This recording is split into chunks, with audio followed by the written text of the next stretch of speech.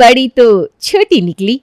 ये कहानी शुरू होती है शर्मा भवन से, जहां सभी अपनी तारीफ सुनने के भूखे थे। सुबह उठते ही किसी भी 35-40 साल पुराने शादीशुदा जोड़े की तरह शर्मा जी अपनी पत्नी ममता से अपनी शादी को तोड़ने पर बहस कर रहे थे। सठिया गया है बुढ़ापे में ये आदमी। कितनी बार कहा था मैंने आपको कि 1 किलो चाय पत्ती लानी है, 1 पाव नहीं। अरे तो तुम लोग डकैतों की तरह चाय जो पी जाते हो तो क्या करूंगा मैं? चाय पत्ती का खेत नहीं है हमारा। 1 हफ्ते में कौन खत्म कर देता है 1 किलो चाय पत्ती? हाँ, अब से इस घर में इसी तरह कम क्वांटिटी में चीजें आएंगी और मैं ही सबको हिसाब से थोड़ा थोड़ा दूंगा। हाँ हाँ, अब आप चलाएंगे रसोई? अरे भाई, जब चलानी ही थी तो शुरू से ही चलाते ना, क्यों मेरी जवानी खराब की? तभी कमरे से हड़बड़ाता हुआ प्रेम निकलकर बाहर आता है। छी, ये सुबह सुबह कैसी बात कर रहे हैं आप दोनों? कोई पैसे को पकड़ रहा है, कोई घर छोड़ने की बात कर रहा है।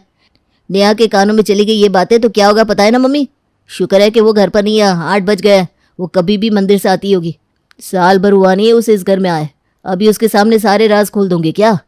जो देखेगी वही सीखेगी, फिर इसी तरह वो मुझसे भी लड़ने लगेगी मम्मी। काफी देर तक हॉल में हो रही बहस को सुनने के बाद अब घर की बड़ी बहू निकिता अपने बालों को संवारती हुई अपने कमरे से बाहर आती है और मौके का फायदा उठाते हुए कहती है, एक औरत का फ्रस्ट्रेशन क्या होता है ये आप नहीं समझ सकते देवर जी। मम्मी जी ने आप सबको खिलाया पिलाया पाल पोस कर बड़ा किया, कभी इरिटेशन में 1-2 बातें बोल भी दी मम्मी जी ने तो क्या हो गया? अरे क्या पता चल जाएगा नेहा को, वो भी तो औरत है, नहीं समझ सकती क्या मम्मी जी की टेंशन? हाँ बहू, हाँ, इरिटेशन फ्रस्ट्रेशन यही सब हो रहा है मुझे। एकदम सही समझी तू। अरे यही तो बेटा, बस तू ही है जो मेरी प्रॉब्लम समझती है, वरना इस घर में सभी मुझे काटने को दौड़ते हैं। अरे क्या फर्क पड़ा तेरे पापा पर? सुबह सुबह मेरा इतना गला फड़वा दिया और चप्पल पहन कर निकल गए। अरे मैं तो कोई संस्कारहीन औरत हूं नहीं कि गुस्सा आया और घर से चली गई। मैं कहीं जा भी तो नहीं सकती, मुझे तो यहीं जीना यहीं मरना है। बुढ़ापा है मम्मी जी, समझ जाएंगे पापा जी, मैं बात करूंगी ना उससे, आप टेंशन ना लो, मैं हूं ना, मैं सब देख लूंगी। जीती रह बहू, जीती रह। नेहा बहू को आने में टाइम है, तू जरा मेरे सर पर तेल मल दे। तेरे ससुर जी ने मुझसे कलेश किया है ना, उसके बाद मेरा सर फटा जा रहा है। पता नहीं पापा जी भी समझते क्यों नहीं। अभी तो वो बाहर गए हैं, फिर लौटेंगे, फिर होगा कलेश। आप एक काम कीजिए ना मम्मी जी, मेरे साथ बाजार चलिए, हम दोनों जरा बाहर घूम कर आते हैं। बाहर की हवा लगेगी तो आपका सर भी हल्का हो जाएगा। और अपनी सास को लेकर निकिता मार्केट में घूमने चली जाती है। कुछ देर बाद नेहा घर लौटती है, जहां वो देखती है कि नाश्ते की तो रत्ती भर की तैयारी नहीं हुई। ये तो गजब बात है, डिनर के वक्त तो भाभी यही कह रही थी कि तुम डिनर बना लो, मैं नाश्ता तैयार कर लूंगी। अब वो नाश्ता भी बनाकर नहीं गई। तभी अंदर से सुशील की आवाज आती है, नाश्ता बना के नहीं निकिता? अरे भाई मुझे देर हो रही है, टिफिन डालना है या जो करना है 10 मिनट के अंदर कर दो। आलू भी उबला नहीं है, आटा भी नहीं है घर पर, इतनी जल्दी अब कैसे करूँ सब? कल रात को सब्जी और पुलाव तो बचे ही होंगे। नेहा फ्रिज खोलकर देखती है पर फ्रिज पूरी तरह खाली था। ये भाभी की ना बुरी आदत है, जैसे किचन में आती है पूरी की पूरी फ्रिज खाली कर देती है। अब क्या दूं भैया को? ब्रेड बटर ही दे देती हूँ। 2 मिनट भैया, बस तैयार हो रहा है नाश्ता। नेहा हड़बड़ी में जल्दी से नाश्ता बनाने लगती है और उस ब्रेड बटर और भुजिए को चाय के साथ अपने जेठ को परोस देती है। हड़बड़ी में सुशील वही खाकर ऑफिस को निकल जाता है। नेहा बाजार जाकर आटा लेकर आती है और इस सब में 1 घंटे के बाद उसका नाश्ता तैयार होता है। तब तक निकिता अपनी सास के साथ वापस लौट आती है। आते ही सीधा किचन में चली जाती है। नेहा चलो जाओ, तुम बाहर जाओ, टेबल पर बैठो, मैं खाना लगाती हूँ। और नेहा का बनाया हुआ खाना निकिता सभी को परोसती है, जिसे देखते ही ममता कहती है, यही होती है कामकाजी महिलाएं। कैसे घर पर आती ही सीधा रसोई का काम संभाल लिया निकिता। तू ना रहती तो पता नहीं इस घर का क्या होता। इसी तरह बड़प्पन के साथ इस घर को संभालती रहना बहू। हमेशा 2 काम ज्यादा ही करके चलना। बड़ी भी तो तू ही है ना। बड़ों का तो काम ही होता है चुप रहना और काम करते रहना। बोलने में कुछ नहीं पड़ा मम्मी जी, आप रोटियां लीजिए ना। लगता है बाहर कुछ खाने को नहीं मिला तुम्हारी सास को निकिता बहू। मिला तो बहुत कुछ पापा जी, पर वो क्या है ना, मम्मी जी आपके बिना कुछ खाती नहीं। निकिता ने अपनी सास को अपनी तरफ कर लिया था, पर हर बार ससुर के सामने अपनी सास की तारीफ करने के कारण अब सुरेश सभी से खींचे से थे। शाम के वक्त, रात के खाने में क्या बना लूं पापा जी? मुझसे क्या पूछ रही है? तुझे तो सिर्फ अपनी सास से मतलब है, जाओ उसी से पूछ।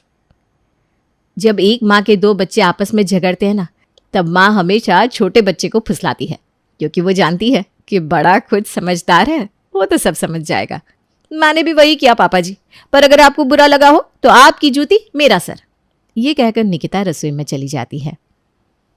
सब्जियां वगैरह सब मैं सुबह ले आई थी भाभी, फ्रिज में है, आप देख लीजिए क्या बनाना है।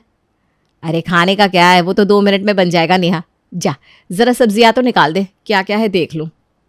हिलना भी नहीं चाहती भाभी, सब मैं ही कर लूँ क्या? नेहा फ्रिज से सब्जी निकाल कर लाती है। मानना पड़ेगा, काम तो तू एक नंबर करती है, एकदम फ्रेश सब्जी है, देखकर कोई नहीं बोलेगा सुबह की है। लगता है अभी अभी पेड़ से तोड़कर लाई है तू। नेहा अपने कमरे में जाती है कि 15 मिनट बाद निकिता हड़बड़ाती हुई वहां आती है। नेहा वो सब कुछ तो मैंने कर ही दिया है, ज़रा तू सब्जी छौंक देना।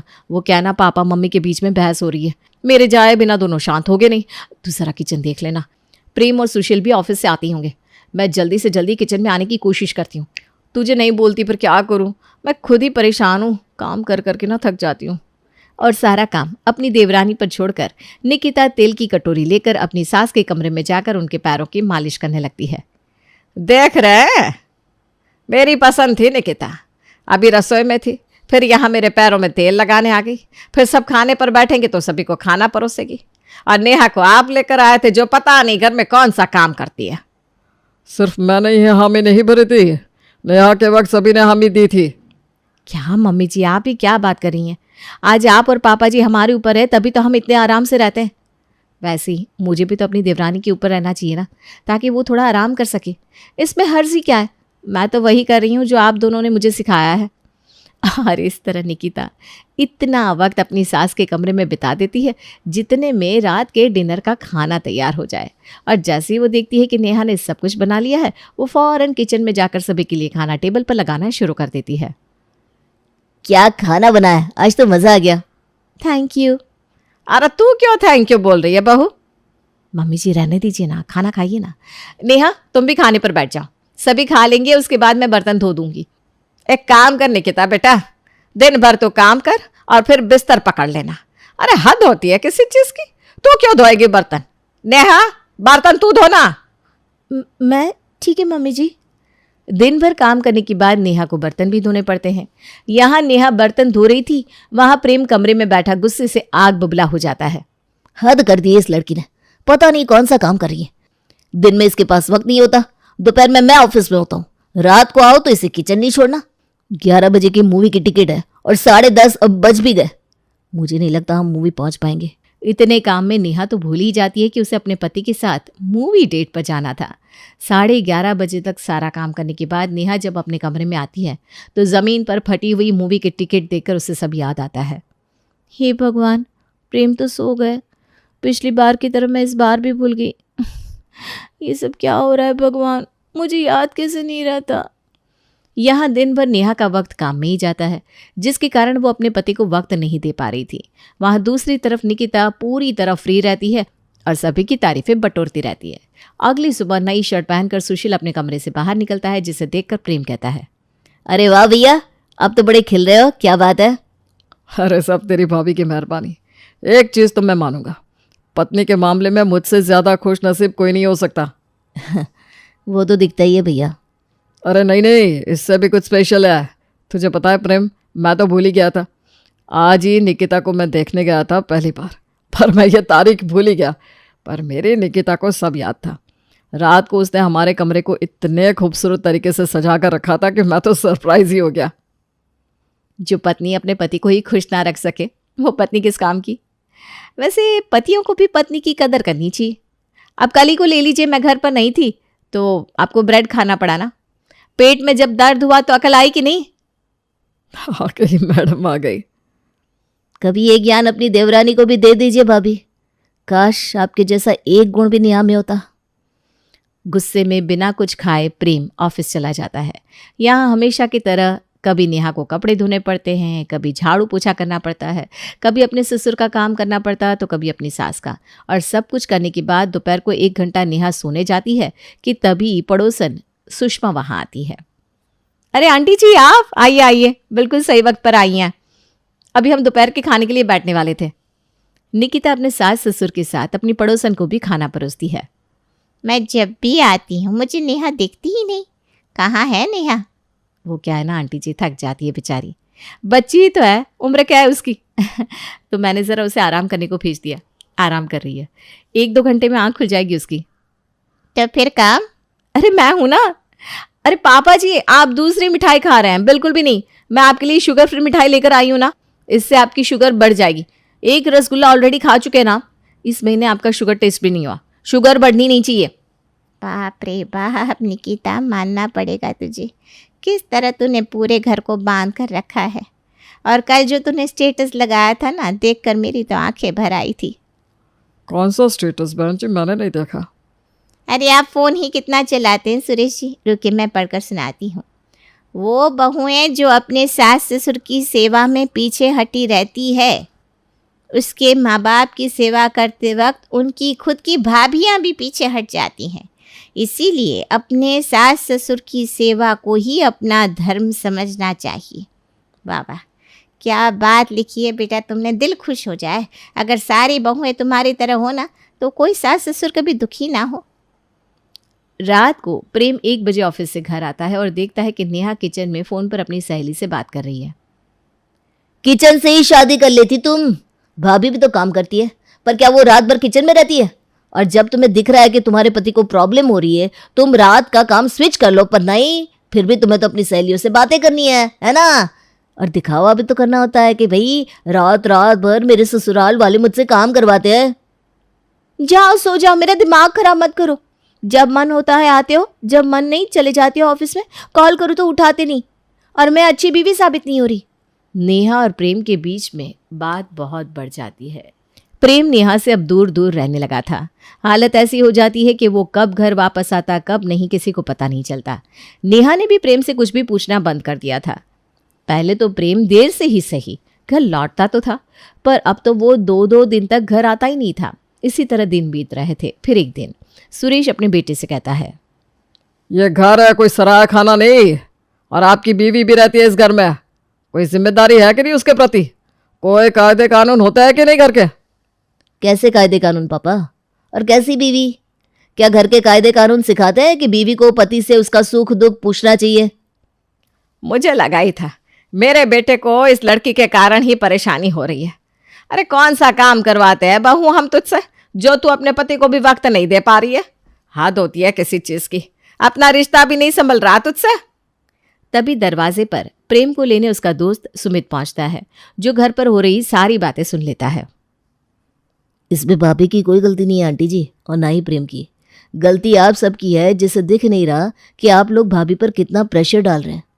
घर का सारा काम तो भाभी खुद ही करती है, तीनों वक्त का खाना, बर्तन, कपड़े। इतना काम करने के बाद कैसे वक्त मिलेगा अपने पति के साथ बैठने का उनको? यही सब मैं अपने घर में देख चुका हूँ, इसलिए मुझे साफ साफ सब समझ में आ रहा है कि यहाँ क्या हो रहा है। शादी के वक्त जो डीपी लगाई थी ना भाभी, आज तक उनके व्हाट्सएप पर वही डीपी है। उनके पास डीपी बदलने तक का वक्त नहीं है। और निकिता भाभी रोज रोज स्टेटस लगाती है, कभी सास देवी है, कभी ससुर भगवान है, पति मेरा बेस्ट फ्रेंड है। रोज रील बन रहे हैं, पोस्ट हो रहे हैं, जिसे देखकर सबको लगता है कि निकिता भाभी कितना काम करती हैं, सभी को कितना मान लेती हैं, क्योंकि उनके पास फुर्सत ही फुर्सत है। कितना वक्त लगता है मार्केट में निकलकर अपने सास ससुर की तारीफ करने में और वाहवाही लूटने में। वक्त तो घर की जिम्मेदारियां उठाने में लगता है, जो नेहा भाभी उठा रही हैं। हे भगवान, ये जाने अनजाने में हमसे क्या हो गया। ये बात तो सच है, बहू ने आज तक किसी काम के लिए मना नहीं किया और हम सारा काम तुझसे ही करवाते रहे नेहा। निकिता भाभी तो बस खाना परोसकर सभी की वाहवाही लूट लेती थी और सभी को प्यारी लगती थी, पर रसोई में पसीने से लथपथ जब मैं अपने कमरे में जाती थी तो मेरे पसीने की बदबू से प्रेम के सर में दर्द हो जाता था। पर मैं कितनी बार नहाऊं, दिन भर तो काम ही करती रहती हूँ। वो मुझसे कहते थे मैं क्यों सजी धजी नहीं रहती भाभी की तरह। अरे भाभी सजी धजी रह पाती थी क्योंकि सारा काम मैं कर रही थी। हे भगवान, ये मैंने तुम्हारे साथ क्या कर दिया नेहा? माफ़ी तो मुझे तुमसे मांगनी चाहिए। मैं ये समझा ही नहीं कि हम सबको खाना मिल रहा है क्योंकि तुम खाना बना रही थी, कपड़े मिल रहे हैं क्योंकि तुम कपड़े धो रही थी। बहू मुझे माफ कर दे। तो निकिता बहू, तू तो जिठानी है नेहा की, इस घर की बड़ी बहू है, पर तू तो बड़ी होकर भी छोटी निकली, बहुत छोटी। मैंने नेहा की जिम्मेदारी तुझ पर डाली, तूने उसका फायदा उठा लिया। अब से तू रात का खाना बनाएगी, सुबह का नाश्ता नेहा बनाएगी, बर्तन नेहा धोएगी, झाड़ू पोछा और कपड़े तू करेगी, और दोपहर का खाना मैं देख लूंगी। बना लोगी ना भाभी खाना? नहीं हो पाए तो नेहा भाभी तो है ही, वो सिखा देंगी।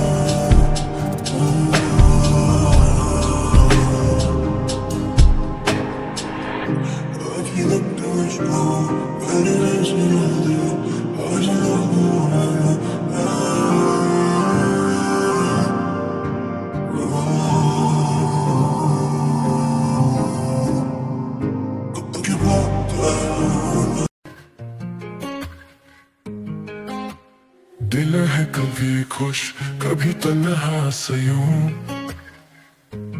ढूंढा प्यार सबसे पर खुद से कहा,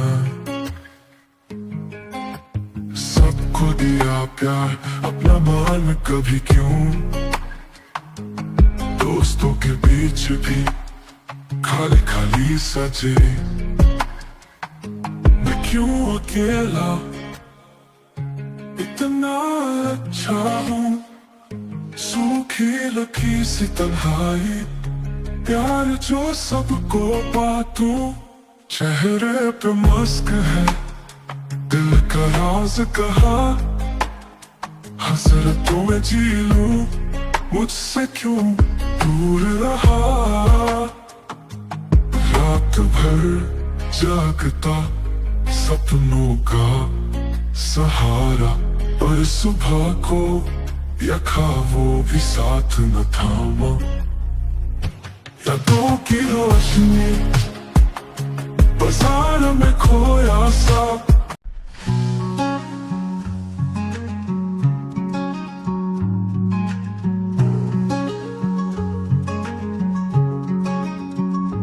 टूटा दिल है यहाँ प्यार की दास्तां, आंसू बहते रात भर यादों का है कहर, खो गए सब रास्ते ना रही वो बातें हंसते, तन्हाई की है रात दिल से निकले फरियाद, क्यों छोड़ गए तुम सपने साथ ले गए तुम,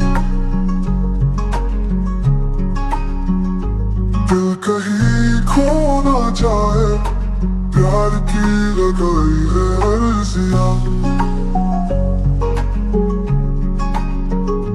पल पल याद आए तुम साथ बिताए वो गुम, अब न रहे दिन सुहाने प्यार में जले थे दियाने, धीरे धीरे खामोशी दिल की टूटी है रोशनी, कैसे भूल गई यार प्यार का ये